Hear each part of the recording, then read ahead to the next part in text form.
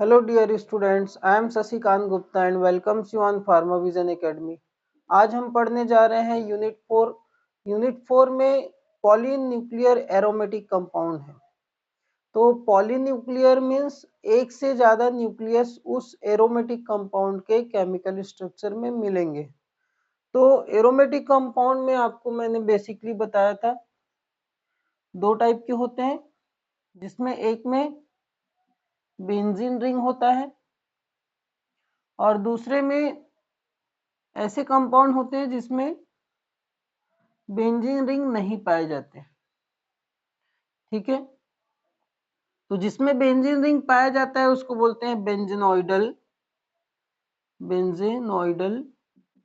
या बेंजेनॉइड्स। जिसमें benzene ring नहीं पाए जाते उसको बोलते हैं नॉन बेंजेनॉइड। ठीक, एक बेंजेनॉइड्स एरोमेटिक और दूसरा नॉन बेंजेनॉइड। पहले बता चुका हूं मैं एरोमेटिक कंपाउंड क्या होते हैं, सारी चीजें प्रीवियस लेक्चर में हो चुका है।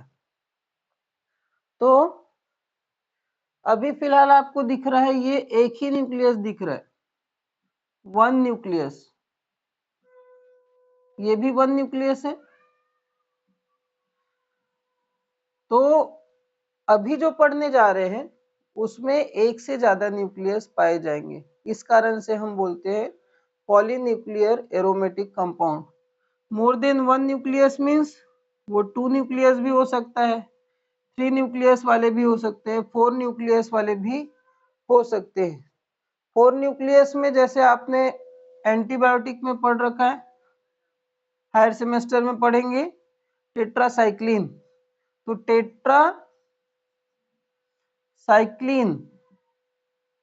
टेट्रासाइक्लिन में कितने स्ट्रक्चर पाए जाएंगे? Ring structure. Cyclin means ring structure, tetra means 4।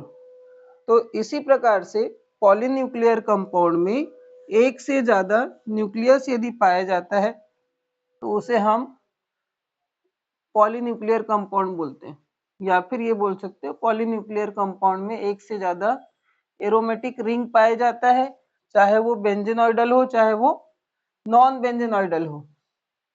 तो इस पॉलीन्यूक्लियर कंपाउंड को पढ़ने का मेन रीजन ये है कि आने वाले हायर सेमेस्टर में मेडिसिनल केमिस्ट्री की सिलेबस ऐड होंगी बी फार्मा 4th सेमेस्टर से। तो उस मेडिसिनल केमिस्ट्री में बहुत सारे ड्रग्स होंगे, उस ड्रग्स के केमिकल स्ट्रक्चर में ये रिंग पाया जाता है। इस रिंग की इंपॉर्टेंस है, इस रिंग में कुछ चेंजेस करके कोई दूसरा ड्रग बनता है, उसकी एक्टिविटीज अलग अलग होती है। तो सबसे ज्यादा इंपॉर्टेंट आपको ये ध्यान में रखना पड़ेगा हायर सेमेस्टर में मेडिसिनल केमिस्ट्री में कि उस केमिकल कंपाउंड में कौन सा न्यूक्लियस है। तो न्यूक्लियस के बारे में पढ़ेंगे, कैसे उसकी सिंथेसिस होती है, उसकी केमिकल प्रॉपर्टीज क्या है, यूजेस क्या है। ठीक है, इस पूरे चैप्टर में। तो पॉलीन्यूक्लियर कंपाउंड को क्लासिफाइड किया गया है पॉली न्यूक्लियर एरोमेटिक कंपाउंड। इनको दो तरीके से क्लासिफाइड किया गया है।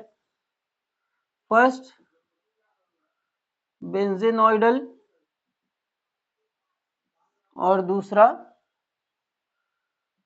नॉन बेंजेनॉइडल।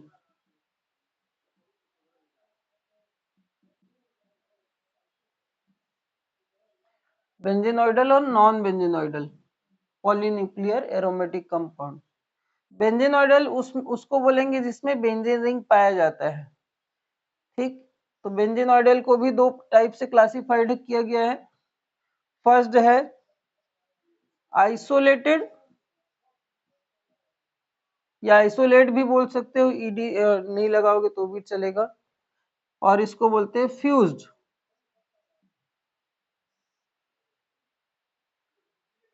ठीक है,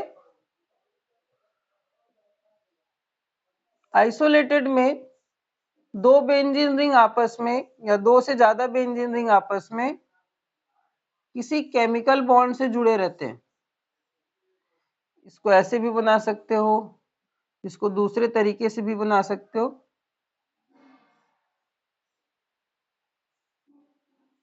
इसको बोलते हैं बाइफेनिल।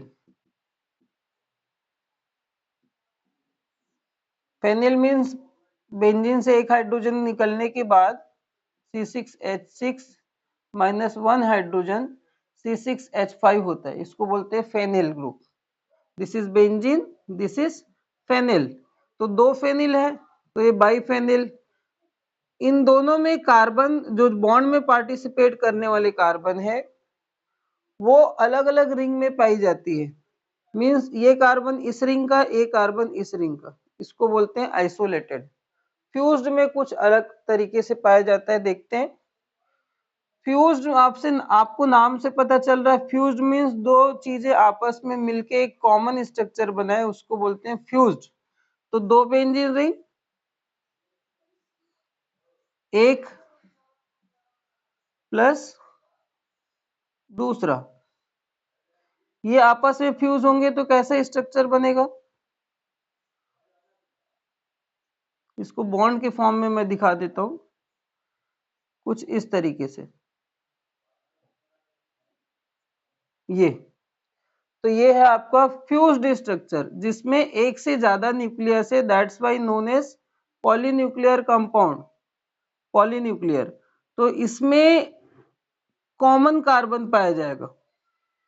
इस कार्बन को आप देखेंगे, इसको मैं C1 नाम दे देता हूं, जो अटैच है दोनों के साथ कॉमन है, इसको दे देता हूं C2, ये वाला। This is C2, this is C1। तो C1 और एंड C2 दोनों कार्बन दोनों रिंग के लिए कॉमन है। मीन्स C1 रिंग ए के लिए भी कहलाएगा, रिंग ए का भी कहलाएगा, और C2 ring C1 ring B का भी कहलाएगा, C2 रिंग ए का भी कहलाएगा, रिंग बी का भी C2 कहलाएगा। This is common carbon. ये फ्यूज्ड में ही पाया जाता है, आइसोलेटेड में नहीं पाया जाता, याद रखिए। ठीक, तो फ्यूज्ड रिंग को भी दो तरीके से क्लासिफाइड किया गया है। फ्यूज्ड रिंग को फर्स्ट लीनियर, लीनियर, और दूसरा एनुलर। लीनियर में क्या होगा, सारे रिंग आपस में एक दूसरे के साथ लाइन से जुड़े रहते हैं।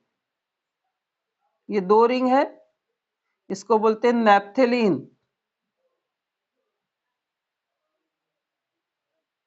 ठीक, और दो रिंग वाला ये है आपका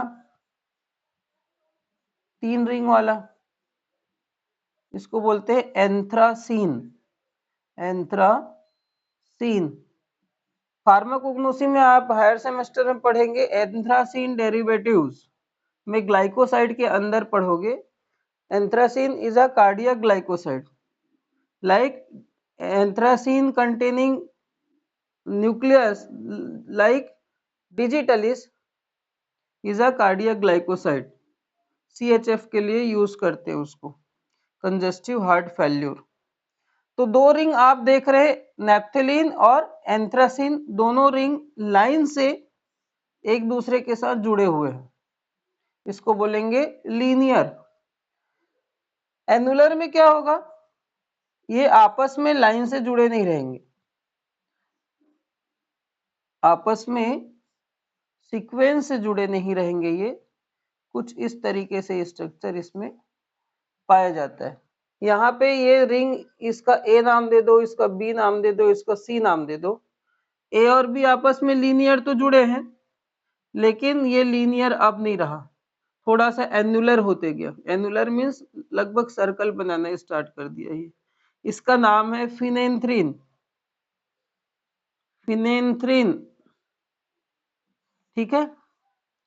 तो ये तीन एग्जाम्पल है फ्यूज्ड रिंग के, और भी बहुत सारे एग्जाम्पल है, सारे एग्जाम्पल एग्जाम में लिखे नहीं जाएंगे, 2 से 3 एग्जाम्पल मोर देन सफिशिएंट होगा, इसी को एज इट इज आप लिख सकते हैं।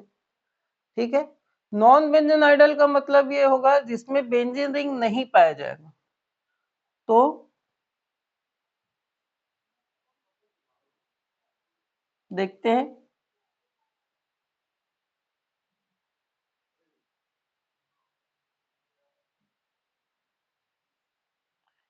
First carbon, second, third, fourth, fifth, six और 7 कार्बन तक के हैं। सेकंड, थर्ड, फोर्थ, 7 कार्बन का ये स्ट्रक्चर है। इसमें आप कोई दूसरा रिंग और जोड़ दो,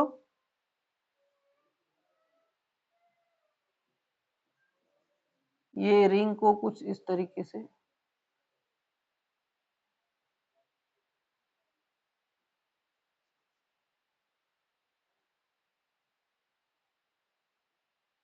ये रिंग, ठीक है। डबल बॉन्ड कैसे कैसे आएगा, यहाँ पे एक डबल बॉन्ड, फिर यहाँ पे नहीं रहेगा, अल्टरनेट पोजीशन पे डबल बॉन्ड रहेंगे, फिर ये, उसके बाद इस कार्बन में डबल बॉन्ड नहीं है। अगर यहाँ पे इस कार्बन में डबल बॉन्ड नहीं आएगा तो होगा क्या, ये एरोमेटिक नहीं कहलाएगा, अल्टरनेट डबल बॉन्ड होने चाहिए। तो यहाँ पे एक डबल बॉन्ड आएगा, उसके बाद यहाँ पे डबल बॉन्ड नहीं रहेगा, इस पोजीशन पे डबल बॉन्ड रहेंगे। तो alternate double bond is a what, property of aromatic compound में पढ़ा चुका हूं, ठीक है। तो इसका नाम है एजुलिन, ठीक। Azulene is a non benzenoidal polynuclear aromatic compound. इस बात को अच्छे से याद रखना है, ये एग्जाम में भी आ सकता है एमसीक्यू बन के।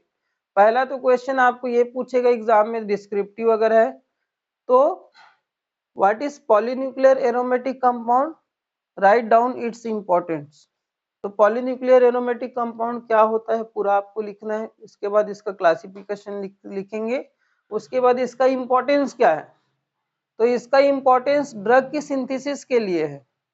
बहुत सारे कंपाउंड, लगभग सारे कंपाउंड जो इनमें से किसी भी एक रिंग को, या और भी बहुत सारे रिंग है, उसके केमिकल स्ट्रक्चर में ये न्यूक्लियस पाया जाता है, जिसका यूज हम नए ड्रग बनाने के लिए कर सकते हैं, या फिर existing drug different different type की डिसीज को कंट्रोल के लिए या ट्रीटमेंट के लिए यूज होता है। इस तरीके से आप एक्सप्लेन कर सकते हैं। अब देखते हैं अगर एमसीक्यू आता है इस टॉपिक से तो कैसे आता है। एमसीक्यूज, तो एमसीक्यूज में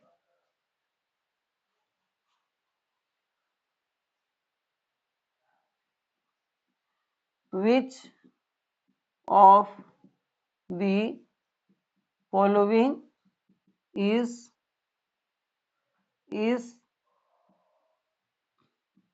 an example of polynuclear aromatic compound. Shortcut में लिख रहा हूं, तो उसमें फर्स्ट ऑप्शन बेंजीन, दूसरा पायरॉल, तीसरा फ्यूरान, फ्यूरेन, और चौथा एजुलिन।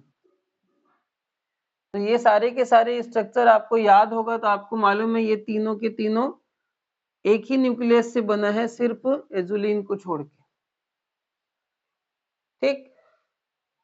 या फिर ये क्वेश्चन को अगर घुमा देता है तो ऑप्शन को चेंज करेगा। क्वेश्चन कैसे घूमेगा, ऑल ऑफ